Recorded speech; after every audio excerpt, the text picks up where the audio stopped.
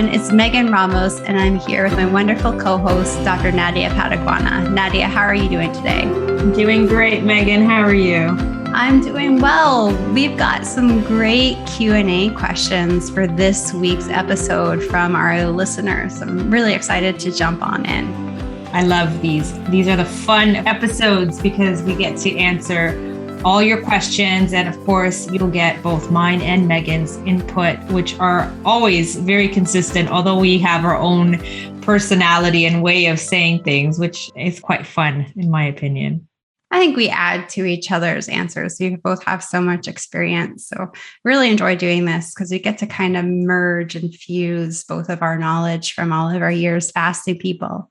One of the things I love about these episodes is that we get to dispel a whole bunch of garbage information about fasting that we see out there, especially on social media, or even the other day at the supermarket. I was at our local Sprouts and there was this, guide to intermittent fasting magazine. And I opened it up because I was like, this is cool, right? When at the grocery store do you see a magazine about fasting? But the information, oh my goodness. So we get to set the record straight, which is what I love about these episodes the most. And I always say that, really encourage you guys to keep sending in your questions. I know sometimes people think, well, this is such a repetitive question, or you've heard it before. I think repetition is key, especially because our answers, as I said, luckily tend to be very, very consistent. And I think that the more that you hear something, the more it will become apparent that some of these myths that you're hearing out there are just coming from people who have zero experience with fasting. They've never fasted someone, or maybe they're basing on one situation that, for whatever reason, unrelated probably. So it's really important to hear it from the people who have had the clinical experience and have fasted thousands of people, and so repetition is important. I think, ask me the same question 100,000 times. I want to repeat it 100,000 times if that's what it takes. All right. Well, let's jump in. We've got some great questions. So Nadia, you're up to bat first here. The question is, why can't I put milk in my tea while I'm fasting? That's awesome. Do you know, Megan, that I just answered this question not so long ago in a live stream? And again, I am often known as the dairy sort of dictator, which is not true. I have nothing. First of all, I want to make this very, very clear because I have written about dairy. So have you. So has Dr. Fung. And, sometimes when people read through, they come out with this idea that dairy, that we're saying dairy is good or bad. First of all, I don't like to categorize foods as good or bad. Okay. I also don't like to categorize foods as too high in carbs or too low in carbs, or whether it's too high in calories or too low in calories. It really is about the insulin for me, right? So I think at some point, again, this is going to become quite repetitive, and I'm glad that it does. It's really about the insulin response. So unfortunately, what we write about dairy, like every other food, is that all foods have an insulin response. And some foods have a very, very high insulin response. And some foods have lower, and very, very few foods have an insignificant insulin response, right? And so for that reason, dairy is not a great fasting aid, right? We've talked about this a million times. So when we're talking about putting milk in your tea, I think we're talking about a fasting aid, right? This is something that you're having during your fasting period, whether it's in between your meals for an eating day or if it's during a full day fast. The person that asked me this question in my live stream, the question was, does it break a fast? How many times a day can I put milk in my tea? And how much milk can I put in my tea? Well, my answer is, I don't think milk is a reasonable, appropriate fasting aid because milk, like most other forms of dairy, and particularly milk even more so, will have a very high and significant insulin response. And that's not what you want when you're fasting. When you're fasting, you want to lower that insulin all the way down to a very low insulin, fat burning, weight loss mode, high energy, high ketone mode, however you want to define it. But what you want to do between meals and during your fasting periods is you want to lower insulin. You don't want to raise insulin at all, and much less significantly. And unfortunately, dairy, not because it's a bad food, So what I'm saying is, I think dairy is perfectly appropriate for most of us, or many of us at least, during our meals. But I don't think that milk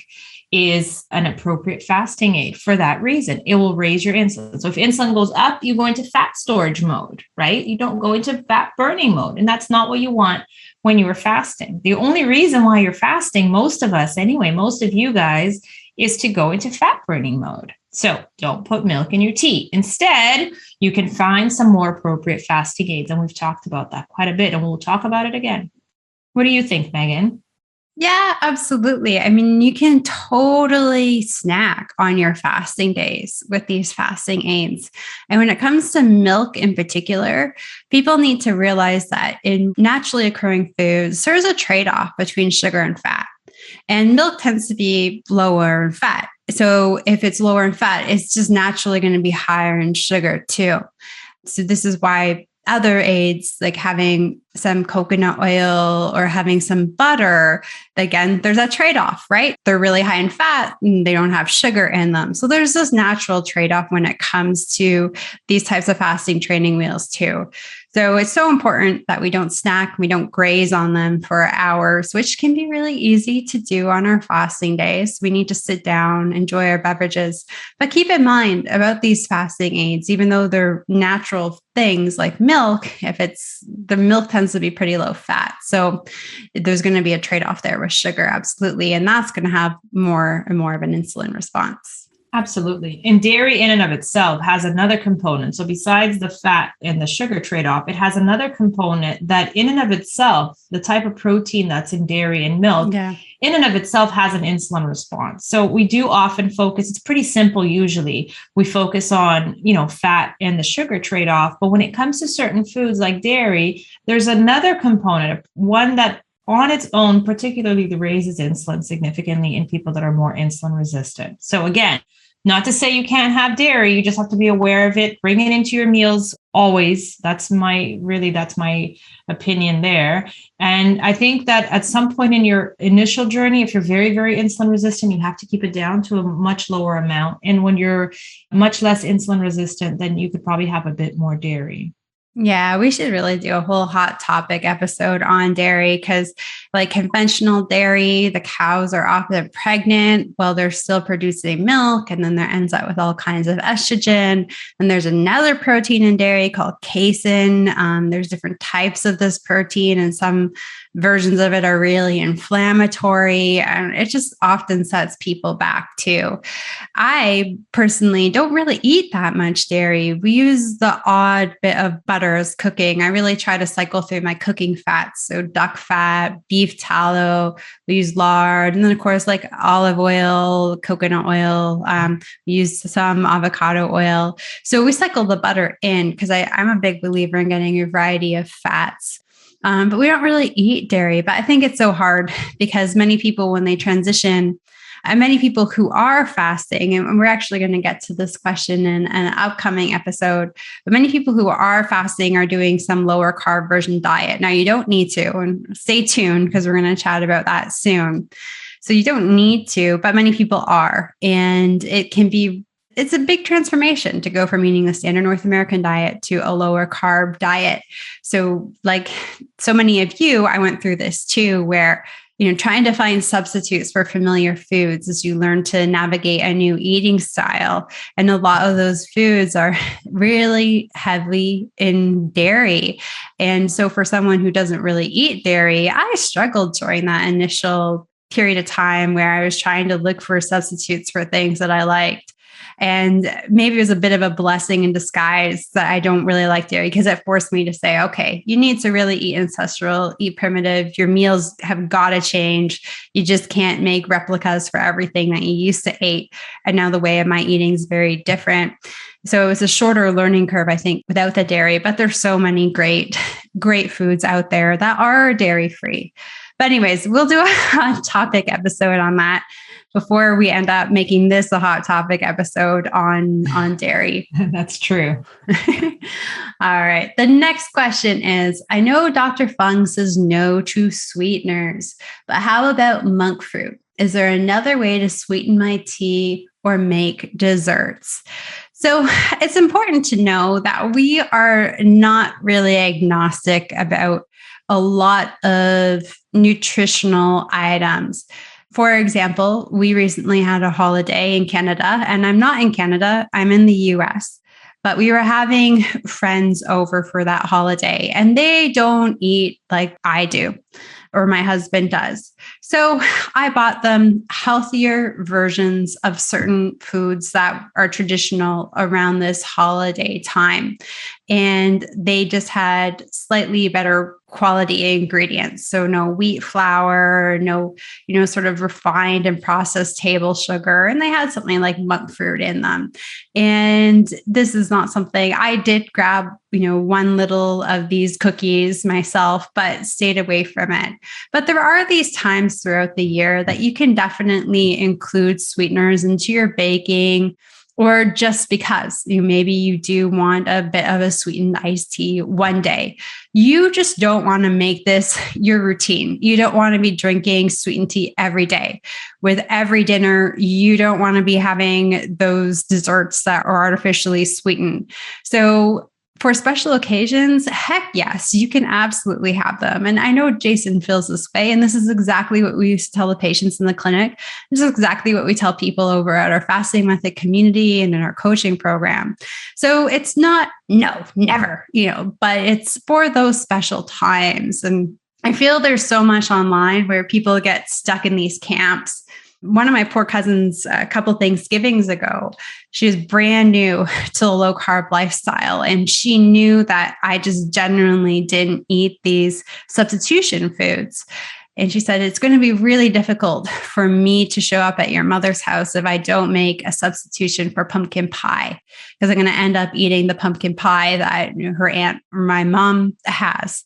And I said, Sarah, make the keto pumpkin pie. Like there's a time and a place, but every weekend, don't eat a keto pumpkin pie.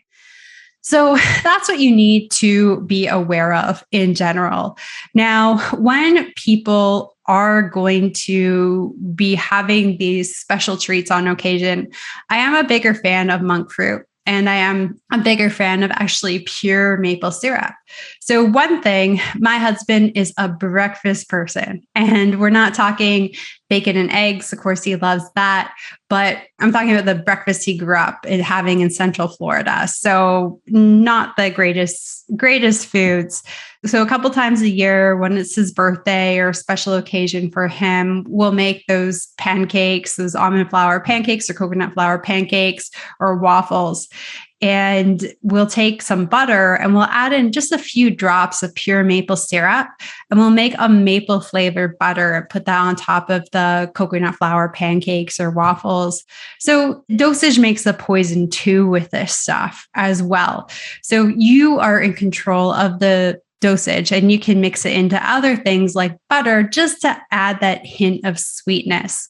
So pure maple syrup, monk fruit, definitely my favorite go-tos. Now for other natural sweeteners like stevia or sugar alcohols, we've seen some issues with people trying to use these on a more consistent basis. And usually when they come into our program, they're actively checking their blood sugar levels or going for regular blood work. And these individuals all find that they're struggling with their fasting. They don't understand why they can't fast like their peers. They're always hungry, and they always have some degree of IBS, whether it's just cramping and discomfort or just spending too much time in the bathroom. And, we understand that people are making big changes, and it takes a while to adapt to these lifestyle changes when you start fasting and cutting out some of the processed foods in your diet. So I try to be a little bit more understanding, but let people know that these are things that we're going to probably want to cut out in the future. And usually people just get sick and tired of feeling sick and tired when their peers are doing so well. And we'll make the cut. We'll cut out the stevia, and we'll cut out the xylitol, erythritol, and suddenly their tummy's better. There's no more IBS-like symptoms. Their appetite's down. They're fasting more. And when we did have the in-person clinic, I would actually check insulin levels quite regularly in our patient population. And those who had these quote unquote natural sweeteners, they always struggled the most to bring down their insulin levels. So, not always was there a glucose response, but we were definitely seeing their insulin being roadblocked by this. And again, as soon as we cut it out, they start to see that insulin drop like their peers. So, I know it's quite controversial. And if you can do well on it and you like it, sure, keep it in your routine. But if you're not hitting your milestone goals the way that you want and you are struggling, it might be something you want to take a look at removing from your diet and then just having on these special occasions. Nadia, I know this is something that we see every day at the Fasting Method. Do you have anything you'd like to add to that? No, I definitely think that you've touched upon all of the important points. And then at the risk of sounding repetitive, and of course, on purpose, as I said, I'm a fan of repetition. I think that, you got to really look at these things for what they are. Like you said, often, and I want to be very direct about this. Very often we have diabetics tell us, that sweetener doesn't raise my blood sugars because they either have a CGM or they check repetitively. You may not see it at that moment, right? It doesn't raise your blood sugar maybe, but like you said, it definitely raises your insulin. And how do we know? We know because we test their insulin levels in clinic often, or at least we used to.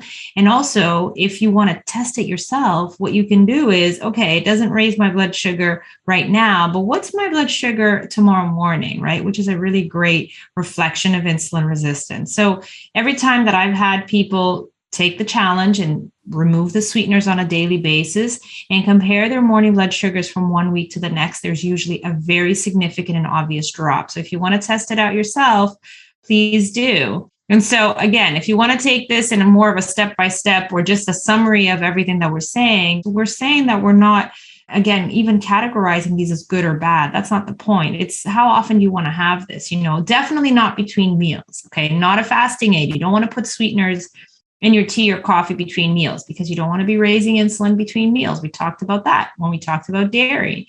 Do you want to bring it into every single one of your meals? Probably not. I can speak from experience. When I started doing low carb, of course, I wanted to try all the substitutes, and I did.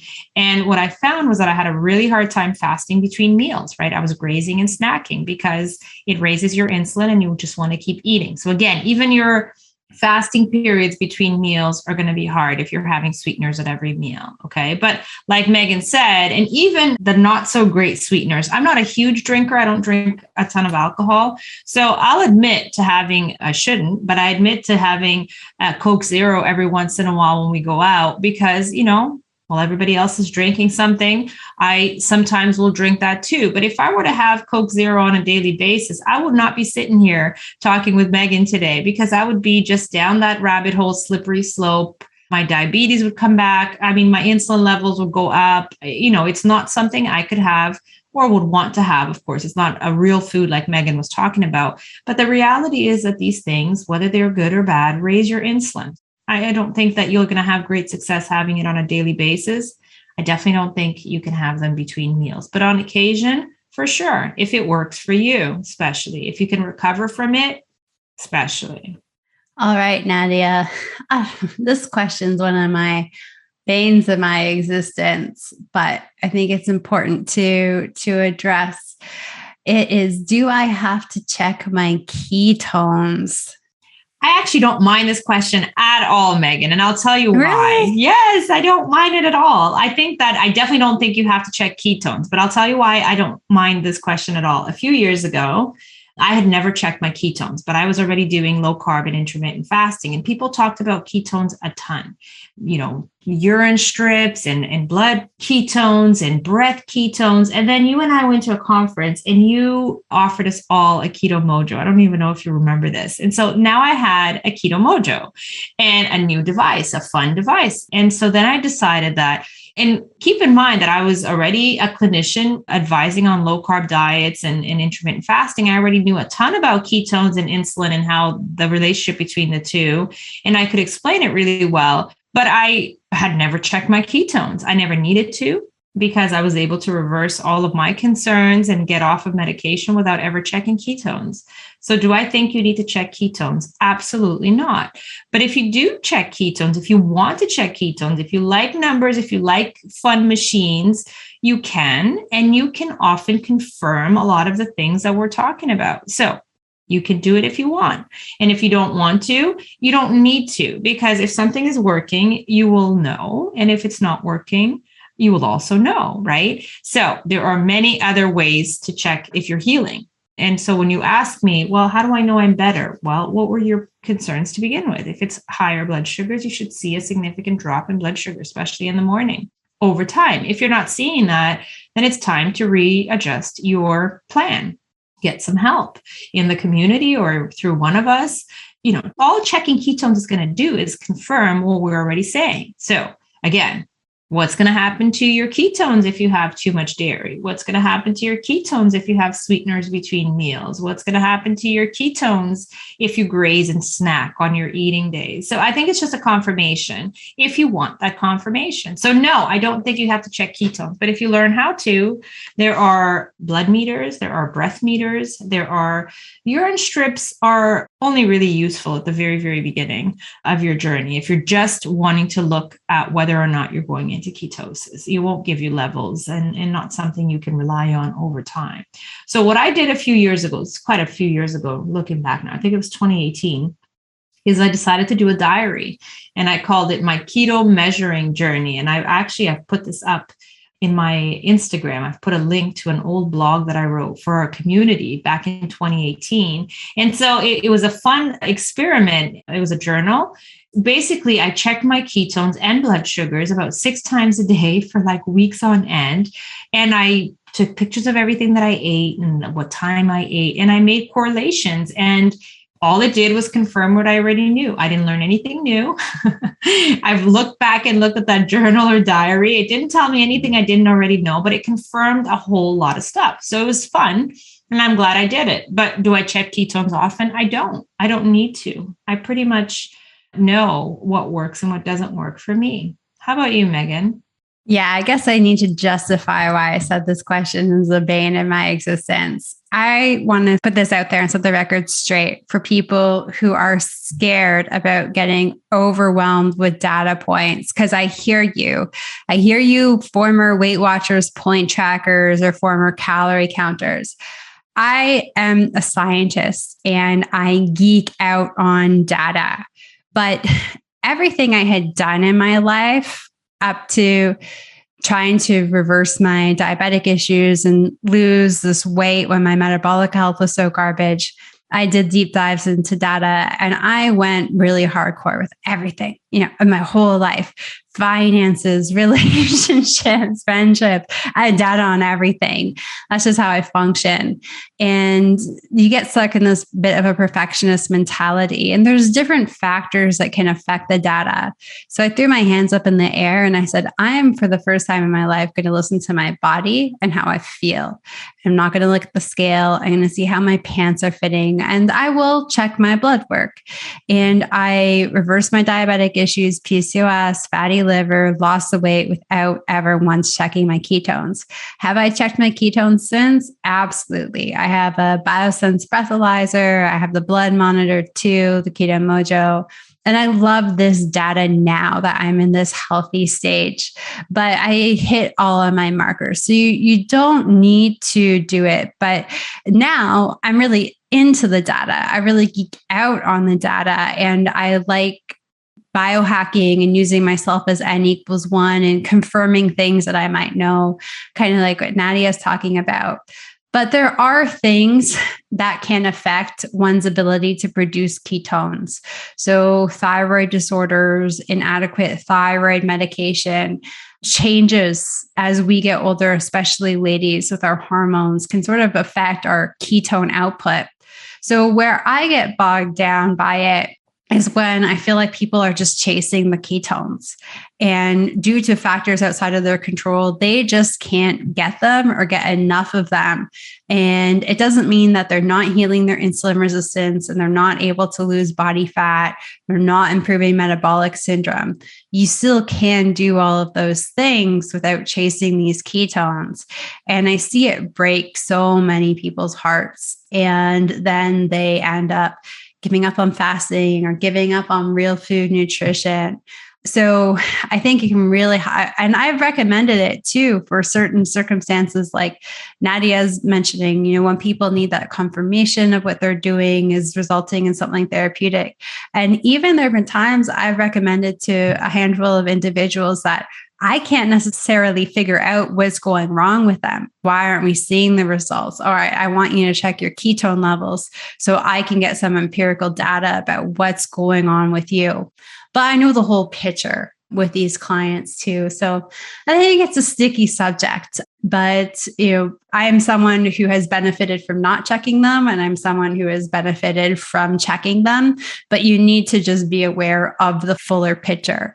So the ketones are just one data point that can help you. And where I get into frustration with them is when people say it's like they become convinced it's the only data point that means anything. It's not. It helps give you one piece of the puzzle. So you need to pay attention to how you're feeling, your waist circumference, how your clothes are fitting. Those things combined with ketones and glucose and other lab biometrics or other lab biomarkers, that will give you the whole picture for how well you're progressing. So don't make ketones your whole story is my long-winded answer for that summary point. That makes a lot of sense. Makes a lot of sense to me. And on to another question. So, do I have to count carbohydrates? And the answer is no. So, fasting is diet agnostic. Are you going to optimize your health eating a lot of junk food and a lot of refined and processed sugars and fats? No, you're not. Can you lose weight? Can you improve your biomarkers? Absolutely.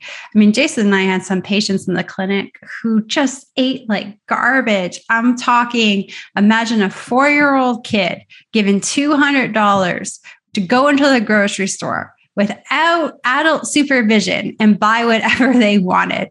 Can you imagine what that kid would have walked out of the grocery store with? We had patients who ate like that. And they were able to lose some of the weight. They were able to drop some of the medications.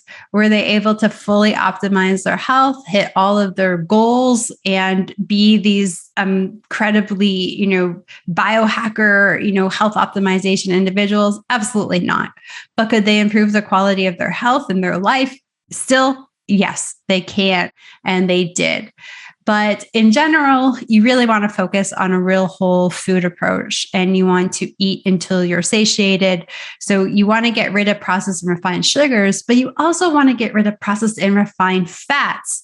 Processed and refined fats are not sugar. They're not carb, but do you know what? They're just as inflammatory. They're just as insulinogenic, meaning they're going to cause your body to produce just as much insulin. So I actually cringe when I read things like, or see people eating like those roasted almonds and the like terribly refined and processed fat, and them thinking they're making such a good dietary choice versus the candy bar. And I see this all the time at the airport, and I just like want to rip out my hair because this fat is bad. And the almonds are good in terms of fat, but the fat that they're roasted in is bad.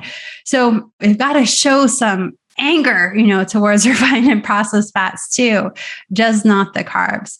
Now, when it comes to a real whole food diet, it's important that you eat until you're full.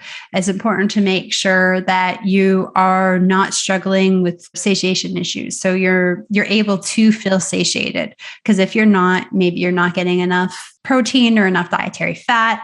If you're craving a lot of sugar all of the time, that's a big signal that you're not getting enough protein in the diet.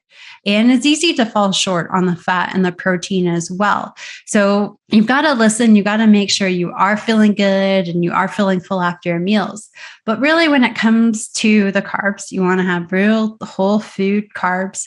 So you want to eat, some root vegetables people can tolerate, not everybody, or at certain points in their journey journey, they can't, but you will want to, if you're going to eat carbs, lots of leafy greens, lots of non-starchy vegetables that grow above the ground. Avocados, olives are great fruit with like next to no sugar in them. Their carbs are all fibrous. So eating these carbs, like Brussels sprouts, really didn't hurt anybody cooked, So these carbs, you don't need to necessarily count meticulously. So when you eat until you feel full. And the big things are fast when you fast. Don't try to load your fasting days full of training meals. Fast when you fast. On your eating days, eat at your meals. Don't eat in between. Don't snack. And it will all work itself out. So you don't need to meticulously count carbs. And counting carbs was something that I gave up as part of throw all of the data outside the window while I was trying to lose weight. And I just listened to my body, and it really guided me. For individuals that must count carbs, I do give some rules. Don't count leafy greens. Don't count vegetables that grow above the ground. Don't count olives, and don't count avocados. Count carbs for everything else. So you make sure that you're not eating too many carbs that we can sometimes get into trouble with. So examples would be nuts and seeds, root vegetables, and other fruits aside from olives and avocados. Count those if you really must need to count, but don't worry about counting the rest. Nadia, what do you think? It's so funny. I agree. I think if we're all eating a very, very traditional diet, we wouldn't have to count anything. We would just be getting enough of everything because our ancestors would have figured this one out for us. But because we're not eating a traditional diet whatsoever, sometimes we're a bit lost. So we want to count because we need to. But, it's much more about making sure you're getting the appropriate amount of protein and fat than it is about the carbs, right? Because protein and fat are essential, the healthy fats anyway, as you said. And so when it comes to carbs, I definitely don't think that you need to. I think that sometimes how you feel after a meal tells you whether you've had too much of certain things. If you're not feeling satiated, if you feel very grazy and craving, it's probably because you've had either too many carbs at that particular meal or just processed stuff in general will leave you feeling that way, right? Because these things, as you said, are insulinogenic as well. I often tell this story in our community. It's a super funny story. I think you remember this, Megan. When Jason and I wrote the PCOS plan, I was in charge of doing the recipe section of the book. And I thought I was doing a really great job by doing the nutritional facts for all of the recipes. And gosh, it took me hours and hours and days to do all the counts. And then when I sent it over to him to review, he's like, no. And he scrapped all of it out, deleted all of that hours and hours of work, because he also doesn't think that you need to carb count or macro count or whatever you want to call it. It's all about the insulin. And so I totally agree with you, Megan. It's all about full meals, walking away feeling satiated. And if you don't feel full and satiated, then adjust that meal. Thanks, Nadia. And thank you to everybody who joined us for today's episode. If you have questions that you'd love for Nadia or myself to tackle during one of these episodes, please email them to podcast@thefastingmethod.com. Again, that's podcast@thefastingmethod.com. And to learn more about the fasting method and all of the work Nadia and myself and our entire team at TFM is up to, you can head over to thefastingmethod.com. All right, everyone, that's a wrap for today's episode. Happy fasting, my friends, and we'll see you again next week. Bye, guys.